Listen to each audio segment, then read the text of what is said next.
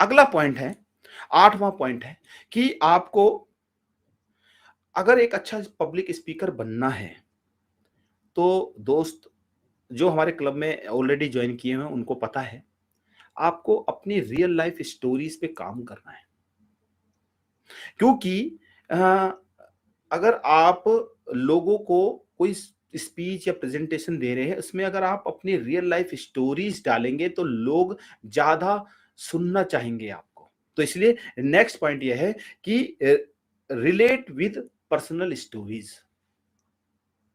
आप अपनी प्रेजेंटेशन में कुछ अपनी पर्सनल स्टोरीज डालिए।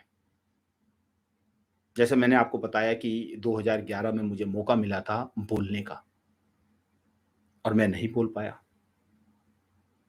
तो अब आपकी पर्सनल स्टोरीज क्या है, और हर इंसान की अपनी स्टोरीज होती है।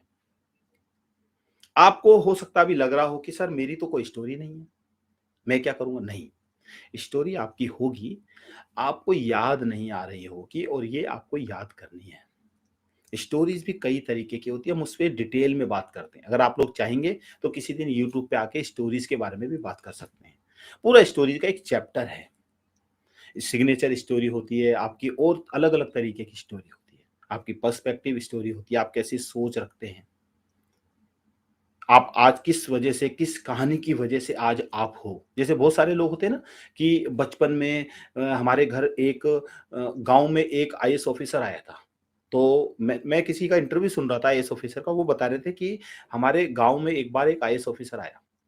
तो मैंने अपनी माँ से पूछा, जब वो हेलीकॉप्टर में आए तो पूरा गांव जमा हो गया उन्हें देखने के लिए। तो मैंने अपनी माँ से पूछा कि भाई ये जो आए हैं, इतनी मतलब इनकी इज्जत क्यों हो रही है। तो उन्होंने बोला ये हमारे गांव के एक तरह से राजा है। तो उन्हें ये नहीं पता था कि आईएएस ऑफिसर है, क्या होता है, क्या तो ये बनते कैसे हैं। तो बाद में उन्होंने सीखा, समझा कि भाई इसके लिए आपको एक पेपर, आपको एक एग्जाम क्लियर करना पड़ता। तो उस बच्चे ने बोला कि मेरे दिमाग में तब से आ गया कि यार हेलीकॉप्टर मिला, इतने सारे लोग आ रहे हैं, यानी कि मुझे तो बनना है, और वो बने। तो उस स्टोरी की वजह से उसको कहते हैं सिग्नेचर स्टोरी। आपकी क्या सिग्नेचर स्टोरी है। अगर आपको अपनी स्टोरीज याद नहीं आ रही तो याद कीजिए, अपने ऊपर थोड़ा समय दीजिए, अपने ऊपर काम कीजिए यार। क्योंकि देखो कोई भी बहुत सारे एग्जाम्पल ऐसे हैं। देखिए कोई भी मूर्ति अगर कोई बनाता है तो उस पे किस तरीके से बनती है, एकदम से थोड़ी बनती है, उस पे काम किया जाता है।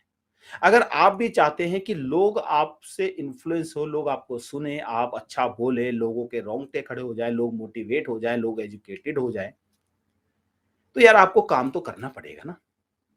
तो अपनी स्टोरीज पे काम कीजिए। नेक्स्ट पॉइंट है 9th, ऐड योर पर्सनैलिटी। अपनी पर्सनैलिटी ऐड कीजिए अपनी स्पीच में, अपनी प्रेजेंटेशन में। पर्सनैलिटी का मतलब क्या है। पर्सनैलिटी का मतलब मैं बार बार बताता हूं कि लोगों को ना बताइए कि आप क्या पर्सनैलिटी हैं, आप क्या सोचते हैं। जैसे मैंने आपको बताया कि मैं एक मिशन में हूं जिसमें मैं लोगों को एम्पावर करना चाहता हूं पब्लिक स्पीकिंग के द्वारा। I am on a mission to empower people's life through public speaking.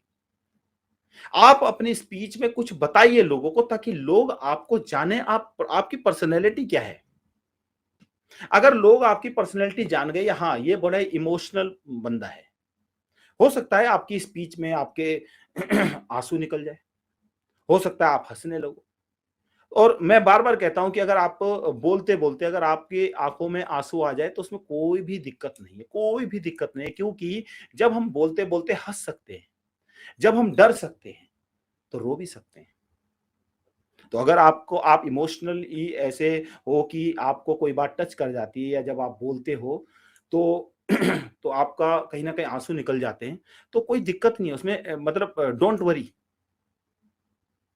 तो अपनी ऑडियंस को अपना पर्सनैलिटी दिखाइए कि मैं इस पर्सनैलिटी का बंदा हूं स्पीच में। देखिए वो टाइम गया जब आप बोरिंग बोरिंग स्पीच स्पीच सिर्फ एक कंटेंट लोगों के दिमाग में और लोगों को बताएंगे और लोग खुश होंगे। नहीं, अभी लोग और जानना चाहते हैं। उस कंटेंट को आपको ऐसे डिजाइन करना है जिसमें आपकी रियल लाइफ स्टोरीज हो, आपकी, आप अपनी पर्सनैलिटी बता सके, लोगों को इंगेज कर सके। अगर आपको एक जबरदस्त पब्लिक स्पीकर बनना है तो सॉरी, तो हमें ये सब चीजें करनी पड़ेगी। नेक्स्ट पॉइंट है स्पीक स्लोली। धीरे बोलना शुरू कीजिए। हो सके तो ध्यान रखिए कि अगर आप समझा रहे, क्योंकि देखो बहुत सारे लोग क्या करते हैं, बहुत ही ज़्यादा स्पीड में बोले जाते हैं, बोले जाते हैं, बोले जाते हैं, बोले जाते हैं, बोले जाते हैं। अगर आप ऐसी स्पीड से बोले जाएँगे, तो आपकी ऑडियंस समझ कैसे पाएगी? उस चीज़ को फ़ील कैसे कर पाएगी जो आप कंटेंट बता रहे हैं, जो आप बात बता रहे हो? तो आपको करना क्या है, आपकी आज जो भी स्पीड है उसको स्लो कीजिए, स्लो डाउन। आपको तेज नहीं बोलना, बहुत स्पीड से नहीं बोलना, क्योंकि जितना स्लो बोल, अब इतना भी स्लो नहीं बोलना कि लोग बोर हो जाएँ। इसलिए अपना डब्ल्यूपीएम चेक करो, वर्ड पर मिनट क्या होता है? आप में से कितने लोगों को पता है ये डब्ल्यूपीएम क्या होता है? से यस अगर आपको पता है, डब्ल्यूपीएम क्या होता है?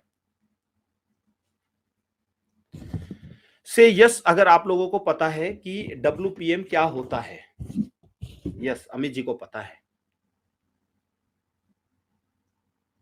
अमित जी आपका डब्ल्यूपीएम क्या है?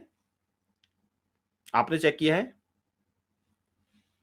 या कोई और भी बताना चाहे? विजय जी, यस। विजय जी आपका डब्ल्यूपीएम क्या है? कभी चेक किया आपने?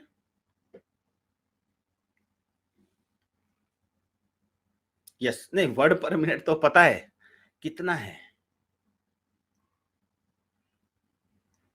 किसी ने चेक किया अपना डब्ल्यूपीएम? 165 तो ठीक है, राइट। 160 से 180 होता है, मैंने आपको बताया था। किसी का बहुत बिल्कुल स्लो नहीं करना। इसके बीच में कोशिश कीजिए, क्योंकि लोग आपको सुनेंगे और समझेंगे, और अगर आप बोलेंगे लोग समझ ही नहीं रहे, आप भगे जा रहे हो, भगे जा रहे हो, भगे जा रहे हो, भगे जा रहे हो। 150, हाँ, 150 भी ठीक है। विजय जी अच्छा है। थोड़ा-सा बढ़ा सकते हो अगर बढ़ाना है। 160 और 180 के बीच में होता है, पर 150 भी ओके, कोई दिक्कत नहीं है। अभी धीरे-धीरे करोगे तो 160 पे पहुँच जाओगे, कोई ऐसी टेंशन वाली बात नहीं है। Very good. तो हमें इस तरीके से अपना डब्ल्यूपीएम चेक करना है, क्योंकि देखो अगर हमें अच्छा पब्लिक स्पीकर बनना है ना, तो हमें अपनी हर चीज पे काम करना होगा, हमें अपनी स्पीड पे काम करना है कि हम कैसे बोल रहे हैं, क्या लोगों को समझ में आ रहा है नहीं आ रहा। क्योंकि देखिए आप बताइए, कोई किसी ऑडिटोरियम में आप गए जहां स्पीकर आए और वो बोल के चले गए, आपको समझ ही नहीं आया, तो क्या फायदा। तो इसलिए चेक कीजिए अपनी स्पीड, और स्पीड को डाउन कीजिए, ज्यादा तेज मत बोलिए, स्लो स्लो स्लो स्लो बोलिए, ताकि लोग आपकी बात को समझ भी पाएँ, और आपकी बातों का जो एसेंस है, जो आप देना चाहते हो, उसको ले सके, समझ सके कि आप क्या बोल रहे हो। अब कई बार क्या होता है, स्पीड से इतना बोल जाते हो कि सामने वाला महसूस नहीं कर पाता, और अगर महसूस आप अपनी ऑडियंस को करा रहे हो, बहुत जबरदस्त टेक्निक है, बहुत जबरदस्त, इफेक्टिव जिसे कहते हैं। किसी ने मुझसे पूछा एक बार कि कैसे पता चलेगा कि हमने स्पीच अच्छी दी है या नहीं दी है?